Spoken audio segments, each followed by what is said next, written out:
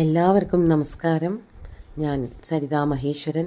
ഇന്ന് ശ്രീമദ് വാൽമീകി രാമായണത്തിൻ്റെ ബാലകാണ്ഡത്തിലെ 57-ാമത്തെ സർഗത്തിൽ 7-ാമത്തെ ഒരു ഭാഗവും തുടർന്ന് 13 വരെയുള്ള ശ്ലോകങ്ങളാണ് നമ്മൾ പഠിക്കാൻ പോണത്. കഴിഞ്ഞ ദിവസം നമ്മൾ പറഞ്ഞു നിർത്തിയത് വസിഷ്ഠനും വിശ്വാമിത്രനും തമ്മിലുള്ളതായ ഷണ്ഠ, അതിനുശേഷം വിശ്വാമിത്രൻ തപസ്സിനായിട്ട് പോയ കാര്യം, വസിഷ്ഠനെ പോലെ തന്നെ ആവണം എന്ന് കരുതിയിട്ട് അദ്ദേഹം തപസ് ചെയ്യാൻ പോയി. അങ്ങനെ കഠിനമായിട്ടുള്ള തപസ് ചെയ്യുന്നതിനിടയ്ക്ക് 4 പുത്രന്മാരുണ്ടായി.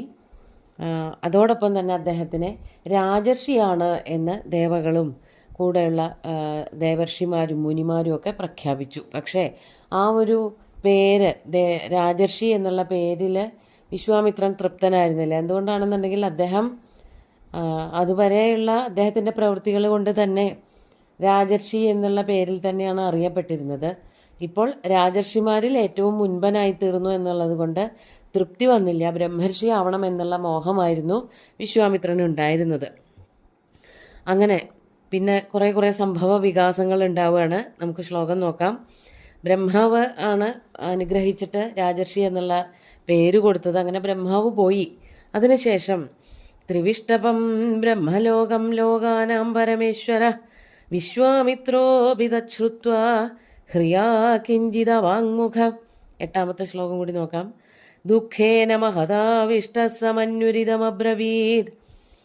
അപ്പോൾ ബ്രഹ്മാവ് പോയി ഏറ്റവും ഉത്തമനായിട്ടുള്ള രാജർഷിയായി തീർന്നു എന്ന് പറഞ്ഞത് കേട്ടപ്പോൾ തശ്രുത്വ, ആ വാക്കുകൾ കേട്ടിട്ട് വിശ്വാമിത്ര വിശ്വാമിത്രനും എന്തായി തീർന്നു?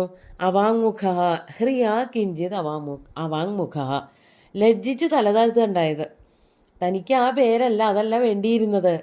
പക്ഷെ ഇപ്പോഴും ആ ഒരു അവസ്ഥയിൽ നിന്ന്, ഈ രാജർഷി എന്നുള്ള പദവിയിൽ നിന്ന് ഒരല്പം പോലും മുകളിലേക്ക് പോയില്ല എന്നുള്ളതിൻ്റെ ദേഷ്യവും ലജ്ജയും ഒക്കെ ചേർന്നുകൊണ്ട് തല കുനിച്ച് നിന്നു.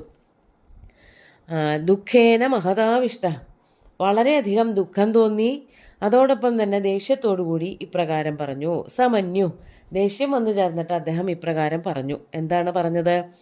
തപശ്ചസു മഹത്തപ്തം രാജർഷിരിതി മാം വിദു ദേവാസർഷിഗണാ സർവേ നാസ്തി മന്യേ തപഃഫലം ഏവം നിശ്ചിത്യ മനസാ ഭൂയ ഏവ മഹാതപാഃ തപശ്ചചാര ധർമാത്മാ കാകുത്സ്ഥ പരമാത്മവാൻ. ഞാൻ എത്ര കഷ്ടപ്പെട്ടിട്ടാണ് തപസ് ചെയ്തത്. അതാണ് തപശ്ച സുമഹത് തപ്തം, വളരെ മഹത്തായിട്ടുള്ള ദൈർഘ്യമേറിയ എത്രയോ വർഷക്കാലം തപസ് ചെയ്തു. 1000 വർഷമൊക്കെ തപസ് ചെയ്തു എന്ന് പറഞ്ഞു. അങ്ങനെ അത്രയും കാലം തപസ് ചെയ്തിട്ടും മാം രാജർഷി ഇതി വിദു, എല്ലാവരും ദേവന്മാരും ദേവർഷികളും ഒക്കെ എന്നെ എന്തായിട്ടേ ഇപ്പോഴും അറിയുന്നുള്ളൂ? രാജർഷി എന്ന പേരിൽ തന്നെയേ അറിയുന്നുള്ളൂ. ഞാൻ രാജർഷി എന്നുള്ള പേരിൽ തന്നെ അറിയപ്പെടുന്നത്. രാജർഷിയായിട്ടുള്ള വിശ്വാമിത്രൻ, അത് ഒട്ടും അദ്ദേഹത്തിന് ഇഷ്ടപ്പെട്ടില്ല. ദേവാഹ സർഷിഗണാ സർവേ, ദേവന്മാരും ഋഷിമാരും അതുപോലെ മറ്റ് ഗന്ധർവന്മാര് മുനിമാര് ഭൂമിയിലുള്ളവരെല്ലാവരും എന്നെ ഉത്തമനായിട്ടുള്ള രാജർഷി എന്ന് മാത്രമേ പറയുന്നുള്ളൂ. അല്ലാണ്ട് ദേവർഷിയാണെന്നോ ബ്രഹ്മർഷിയാണോ എന്നൊന്നും പറയണില്ല. നാസ്തി മന്യേ തപഫലം, തപഫലം നാസ്തി ഇതി മന്യേ. ഇത്ര കഠിനമായിട്ട് തപസ് ചെയ്തിട്ടും അതിന് യാതൊരു പ്രയോജനവുമില്ല എന്നാണ് ഞാൻ ചിന്തിക്കുന്നത്. യഥാർത്ഥത്തിൽ ഇത്ര കഠിനമായിട്ട് തപസ് ചെയ്താൽ പിന്നെ അതിൻ്റെ ഫലം കിട്ടണമല്ലോ. ഞാൻ ബ്രഹ്മർഷിയായി തീരണമെന്ന് വിചാരിച്ചിട്ടാണ് തപസ് ചെയ്തത്, പക്ഷെ അത് ഇതുവരെ കിട്ടിയില്ല. ഏവം മനസാ നിശ്ചിത്യ, ഇപ്രകാരം മനസ്സുകൊണ്ട് നിശ്ചയിച്ചിട്ട് ഭൂയഃ ഏവ മഹാതപാഃ തപശ്ചചാര, മഹാതപാഃ വിശ്വാമിത്ര, ആ മഹാതപസ്വിയായിട്ടുള്ള വിശ്വാമിത്രൻ ഭൂയഃ വീണ്ടും തപശ്ചചാര, കഠിനമായിട്ടുള്ള തപസ് ചെയ്തു. പിന്നെയും വിശ്വാമിത്രൻ്റെ വിശേഷണങ്ങൾ പറയാണ്.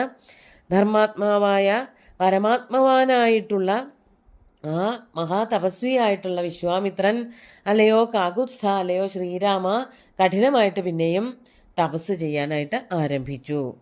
അങ്ങനെ ഇരിക്കുമ്പോൾ ഏതസ്മിന്നേവ കാലേതു സത്യവാദീ ജിതേന്ദ്രിയ ത്രിശങ്കുരിതി വിഖ്യാത ഇക്ഷ്വാകുകുലവർദ്ധന തസ്യ ബുദ്ധി സമുത്പന്ന യജേയമിതി രാഘവ. അങ്ങനെ ഇരിക്കുന്ന കാലത്ത്, അതായത് വിശ്വാമിത്രൻ കഠിനമായിട്ട് തപസ് ചെയ്തുകൊണ്ടിരിക്കുന്നു. രാജർഷി എന്നുള്ള പട്ടത്തിൽ നിന്നും മുന്നോട്ട് പോയിട്ട് ബ്രഹ്മർഷി ആവണമെന്ന് വിചാരിച്ചിട്ടുള്ള കഠിനമായിട്ടുള്ള തപസ് ചെയ്തുകൊണ്ടിരിക്കുകയാണ്. ആ സമയത്ത് ഏതസ്മിന്നേവ കാലേ സത്യവാദി ജിതേന്ദ്രിയ ഇക്ഷ്വാകുകുലവർദ്ധന വിഖ്യാത ത്രിശങ്കു ഇതി വിഖ്യാത. വളരെ സത്യസന്ധനായ, സത്യവാദിയാണ്, സത്യം മാത്രമേ പറയുള്ളൂ, അതുപോലെ തന്നെ ഇന്ദ്രിയങ്ങളെയൊക്കെ വശത്താക്കിയവനായ ഇക്ഷ്വാകുകുലത്തിന് വർധനവുണ്ടാക്കുന്ന, ഇക്ഷ്വാകുകുലം എന്ന് പറഞ്ഞാൽ ശ്രീരാമന്റെ കുലം തന്നെയാണ്, ശ്രീരാമന്റെയൊക്കെ വളരെ പൂർവികനായിട്ടുള്ള ഒരു രാജാവ്. ആ രാജാവിന്റെ പേര് ത്രിശങ്കുഹു ഇതി വിഖ്യാത. ത്രിശങ്കു എന്നു പേരുള്ള വളരെ പ്രസിദ്ധനായിട്ടുള്ള ഒരു രാജാവ്. അദ്ദേഹത്തിന് എന്താ തോന്നിയത്? തസ്യ ബുദ്ധി സമുത്പന്ന യജേയം. അദ്ദേഹത്തിന് ഇങ്ങനെ ഒരു ബുദ്ധി തോന്നി, ഒരു കാര്യം ചെയ്യണമെന്ന് ആലോചിച്ച് ഉറപ്പിക്കുകയാണ്. അല്ലയോ രാഘവ, ശതാനന്ദൻ പറയാണ്, അദ്ദേഹത്തിന് യാഗം ചെയ്യണം. യജേയം, എനിക്കൊരു യാഗം ചെയ്താൽ കൊള്ളാം എന്നൊരു തോന്നൽ അദ്ദേഹത്തിൻ്റെ മനസ്സിൽ വന്നു. എന്നിട്ട് യാഗമൊക്കെ ചെയ്തിട്ട് എന്തുകൂടി വേണം? ഗച്ഛേയം സ്വശരീരേണ ദേവതാനാം പരാം ഗതിം വസിഷ്ഠം സസമാകൂയ കഥയാമാസ ചിന്തിതം.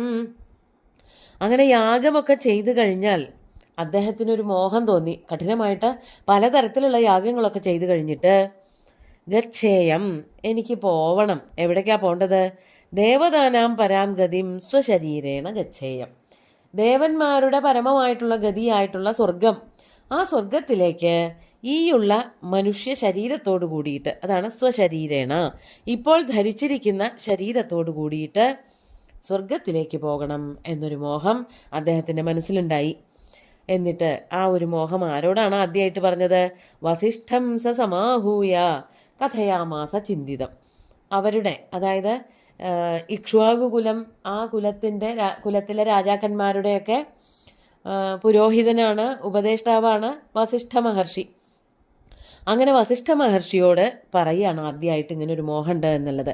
വസിഷ്ഠം സമാഹൂയ, വസിഷ്ഠനെ വിളിച്ചു വരുത്തിയിട്ട് ചിന്തിതം കഥയാമാസ, തൻ്റെ ഉള്ളിലുള്ള ഈ തോന്നൽ, മോഹം എന്താണ് എന്നുള്ളത് അദ്ദേഹത്തിനോട് പറഞ്ഞു കൊടുത്തു. സ്വന്തം ശരീരത്തോടു കൂടിയിട്ട് സ്വർഗത്തിലേക്ക് പോകണമെന്നൊരു മോഹമുണ്ട്.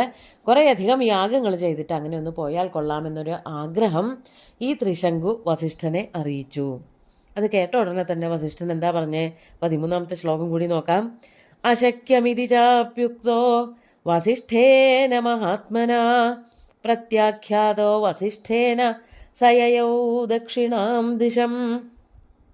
അശക്യം അഭി ച അഭി ഉക്തഃ വസിഷ്ഠേന മഹാത്മന, മഹാത്മാവായിട്ടുള്ള വസിഷ്ഠനാൽ അപ്പോൾ തന്നെ മറുപടി പറഞ്ഞു. എന്താ പറഞ്ഞത്?